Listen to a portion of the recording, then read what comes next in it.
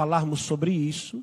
De início, eu gostaria de dizer que Jesus cura de 3 maneiras. A cura física. Ele cura através dos sacramentos, ele cura através da medicina e ele cura quando ele não cura. Isto é, o Senhor cura sempre. Padre, fiquei curioso com a cura quando ele não cura. O Senhor cura primeiro através dos sacramentos. Eu tinha 2 meses de sacerdócio. Ano de 2023, mês de fevereiro. Tinha um amigo nosso internado. A esposa me telefona e diz: Padre, meu esposo, acredito que vai passar para o Pai já esta manhã. Gostaria que o senhor fosse na UTI da unção e absolvição dos pecados. E assim eu fui. Eu tinha me ordenado, eu ainda fazia os estudos fora. Me ordenei, estava esperando só completar o tempo para voltar para a vida acadêmica. Peguei o óleo da unção dos enfermos e fui. Me assustei muito. Padre, com um mês, pouco menos. Me ordenei em dezembro, janeiro, 3 meses quase. Quando eu entrei na UTI, fui conferindo a unção dos enfermos e todos os aparelhos começaram a apitar. Eu disse: eu tenho certeza que matei a minha primeira vítima. Eu fiquei muito assustado porque os médicos começaram a entrar. Os médicos entraram e começavam a desligar aparelhos e o desentubaram. Quando terminei a unção, ele estava acordado. Ele recebeu alta 1 hora, 2 horas depois, para fazer o resto do procedimento. Esse testemunho, raramente eu conto. Quem contava era ele. Ele ainda viveu 10 anos depois desse fato, pelo poder da cura, pelo sacramento da unção dos enfermos. Então, os sagrados óleos são 3.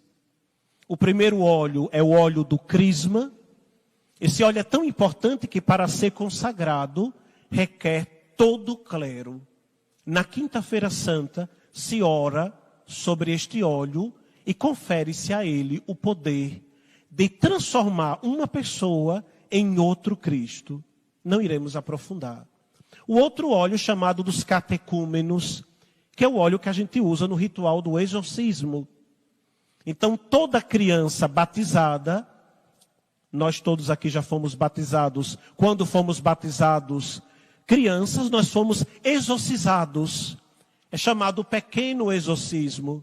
Então, o óleo dos catecúmenos vai espiritualmente desentupir as trevas, isto é, as veias, o interior das obras das trevas. Porque nós nascemos com a marca de Adão, com a marca do pecado original, isto é, com a marca das trevas. Aí quando se unge o peito da criança, ou o adulto, quando o adulto vai se batizar, ele estará sendo ali liberto da força do maligno. O outro óleo, consagrado na quinta-feira santa, é o óleo dos enfermos, que é ungido, isto é, dado o Espírito, para que ele seja usado pelos sacerdotes para curar as enfermidades.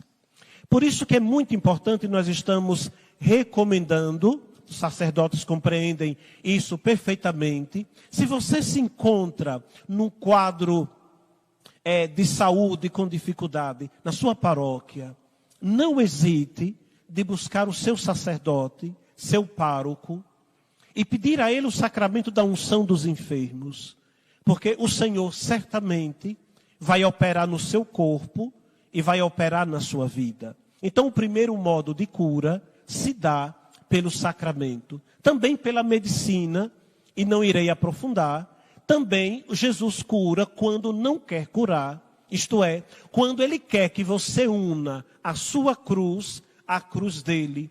Porque a partir do momento em que você consegue carregar a sua cruz, oferecer os seus sofrimentos a Jesus, aquela união da sua cruz com a cruz do Senhor fará manifestar a ação do Espírito Santo da união com o Senhor. Isso é muito importante. Então tem pessoas que dizem, ou estou desesperada porque Deus não me vê, porque Deus não me ama, etc. Não fique. É muito importante, porque o Senhor está querendo de você, que você entregue a sua cruz a Ele. Ofereça a sua vida a Ele. Ofereça a sua história e os seus sofrimentos. Mas ainda vou aprofundar um pouco de como orar pela cura física. O primeiro passo para orar pela cura física, as mãos. Não só as mãos do sacerdote, mas você que é pai, que é mãe, que tem autoridade, ou você simplesmente que é batizado, que é filho de Deus, o Senhor confere a você nas mãos o poder de impor as mãos sobre os enfermos para que eles fiquem curados. Está no Evangelho de Marcos. As mãos são símbolos do Espírito Santo. O Senhor quer que nós coloquemos sobre a cabeça da pessoa enferma e oremos pela cura. Veja, enquanto eu estou ensinando isso, eu tenho certeza que o maligno está irritado com isso, porque você tem um poder imenso na sua alma, no seu coração, na sua fé e nas suas mãos, e talvez você não use.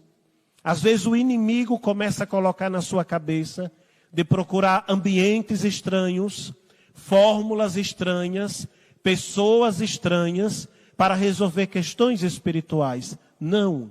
Deus deu um poder a você para impor as mãos sobre os enfermos e eles ficarem curados. As mãos são símbolos do Espírito Santo. Você coloca a mão na cabeça da pessoa enferma e não começa a pedir a cura. Infelizmente, nós ocidentais, muitas vezes até mesmo nós cristãos e católicos, não sabemos orar bem. Porque quando nós queremos uma graça, rapidamente nós já pedimos a graça. Este não é um bom orante. Quando você vai pedir uma graça, ao impor as mãos, você começa a dar graças ao Senhor. Isto é, louvar. Você não começa pedindo. Você começa dizendo para Deus aquilo que Ele é e aquilo que Ele faz. Isto é, um ato de ação de graças. Se você pegar as Escrituras inteiras e você ler todas as orações bíblicas, elas não começam pedindo. Elas começam, bendito sejais Senhor Deus. Observe a oração do Pai Nosso, a oração das orações. Como ela começa? Santificado seja o vosso nome. Observe a prece eucarística, a grande ação de graças que a igreja eleva ao Senhor. Não começa pedindo o Espírito Santo ou intercedendo pela igreja, etc. Começa dando graças. Então, quando você for orar por uma pessoa, você começa dando graça. Te dou graças, ó Pai Santo. Te dou graças pela vida deste meu irmão. Te dou graça por aquilo que tu és, etc.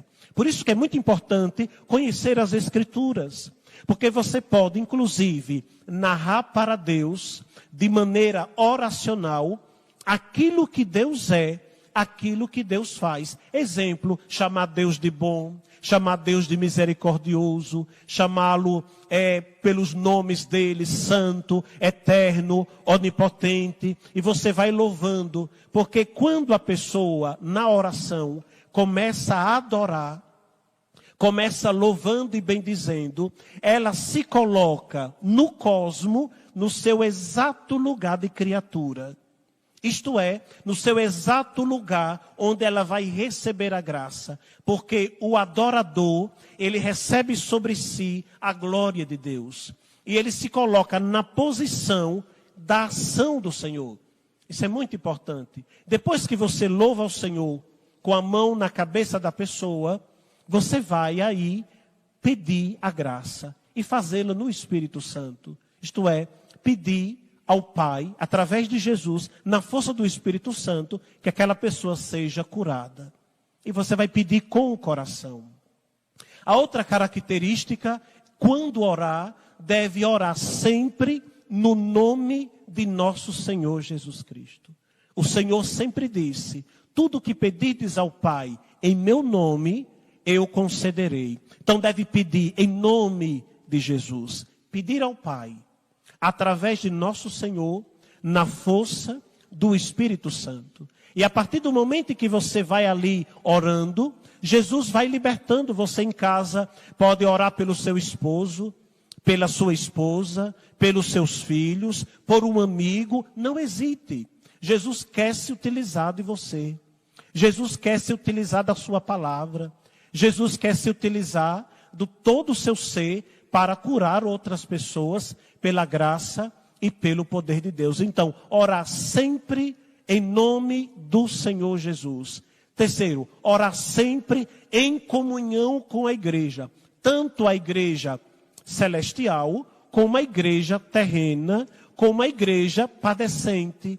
Se unir aos santos, se unir aos anjos, se unir aos arcanjos, pedir a intercessão dos santos. Sua oração deve conter também a súplica de intercessão aos santos. Certamente o Senhor vai atender e vai operar na sua vida e através de você vai operar no seu coração. Último passo, quando receber a graça, é preciso testemunhar em família, testemunhar no ambiente de trabalho, testemunhar no seu grupo de oração, testemunhar no seu movimento, testemunhar na sua paróquia.